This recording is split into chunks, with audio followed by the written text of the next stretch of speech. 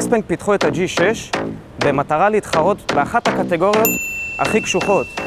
SUV משפחתיים חשמליים בגודל בינוני, כאשר הפופולרית ביותר בקטגוריה זו טסלה מודל Y. אקספנג שמו את הכל על ה-G6. יש לה הנעה כפולה, סוללה ענקית בקיבולת של 91 קילוואט שעה ומסך מרכזי ענק בגודל 15 אינץ'. אבל בשביל להצדיק את המחיר שלה, 255,000 שקלים, או החזר חודשי של 3,300 שקלים בקפיטל מוטורס, היא צריכה להציע הרבה יותר מזה. בואו נכיר את אקספנג G6.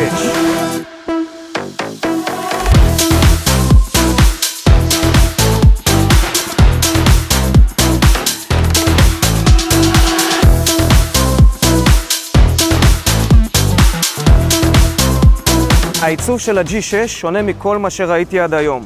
הם קוראים לעיצוב הזה הרובוט. האמת, שאהבתי את העיצוב הזה יותר לפני ששמעתי את הכינוי הזה שהם נתנו לה. מהצד היא מאוד חלקה, מאוד אלגנטית. כאן זה מזכיר לי את מזדה 3 האצ'בק. אפשר לראות שהידיות כאן נשלפות והשמשות כפולות ללא מסגרות. ומאחורה היא ממשיכה את עיצוב הרובוט. תראו את הישבן הזה. תא המטען כאן הוא בפתיחה חשמלית כמובן, הנפח שלו הוא 570 ליטרים, מאוד מכובד, אבל אין תא מטען קדמי.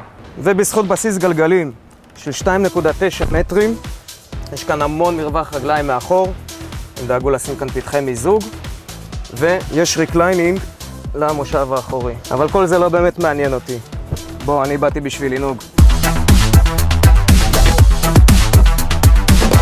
היא מיצה מעמידה ל-100 קמ"ש תוך 4 שניות והמהירות המרבית היא 200 קמ"ש. זה קורה בזכות הספק מרבי של 476 כוח סוס שמתחלקים בין כל 4 הגלגלים. כשאני מסובב את ההגה אני מרגיש המון פידבק מהגלגלים הקדמיים, אבל מה שאני בעיקר מרגיש זה את חוסר היכולת של הרכב להתמודד עם משקל של 2.2 טון ועם כל הכוח הזה. זה קצת מרגיש לי כמו לשבת על מכונת כביסה בזמן שהיא עושה סחיטה.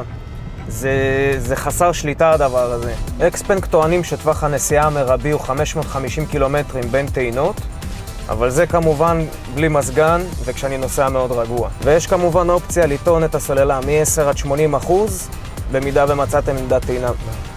ובעמדת טעינה מהירה יש אופציה לטעון את הסוללה מ-10 עד 80% תוך 20 דקות. ב-G6 השקיעו המון בלתכנן את תא הנוסעים הזה, שיהיה כמה שיותר שימושי וכמה שיותר פשוט לתפעול. העיצוב כאן הוא מאוד מינימליסטי, בעצם כשאני חושב על זה אין כאן כמעט עיצוב, ואת הכל צריך לתפעל דרך המסך, כולל את השליטה של כיוון האוויר של פתחי המזגן. בעצם הכל כאן הוא דרך המסך, אבל אפשר לראות כאן סרטונים בטיק-טוק, אז אפשר לסלוח להם על זה. עכשיו כשאני נוהג רגוע, אני יכול לקבל את הטענה שאמרתי קודם, בנוגע להיגוי שהוא טיפה מרגיש חסר שליטה.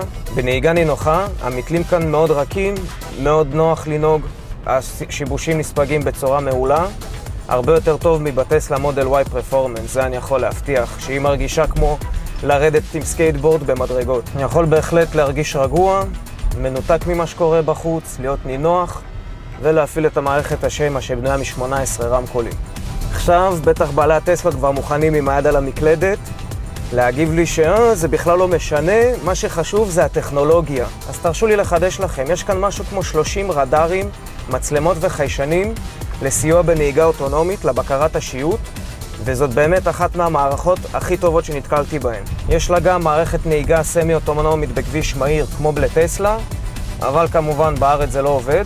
טוב, אז בהפעלת בקרת השיוט, שתי לחיצות כאן כמו בטסלה, כמובן האוטו עושה הכל לבד, אני יכול לראות כאן במסך את כל הרכבים שיש סביבי, מה מצב הכביש, וזה פשוט עובד מעולה. חוץ מבאמת נהיגה אוטונומית, יש כאן את הכל. אני מרגיש בטוח לחלוטין, כאילו, כן, ואנחנו בתוך העיר, נסיעה עירונית, הכל פיקס. מה שכן, קצת הסתבכתי להפעיל את זה פה, צריך להגדיר את זה בהגדרות, דרך המסך, כמובן, כמו תמיד. אבל ברגע שמצאתי את זה, אני באמת לא צריך לעשות שום דבר. עכשיו הוא רוצה שאני אגע בהגה, נגעתי, מעבר לזה לא צריך לעשות כלום. כשהרמזור יהיה אדום הוא יעצור לבד. מעבר בין נתיבים, בואו נראה אם זה עובד. לא, בארץ זה לא חוקי, אז זה לא עובד כאן. אבל כל השאר באמת עובד. ועובד מדהים. אוי, הייתי צריך לפנות פה, לא נורא.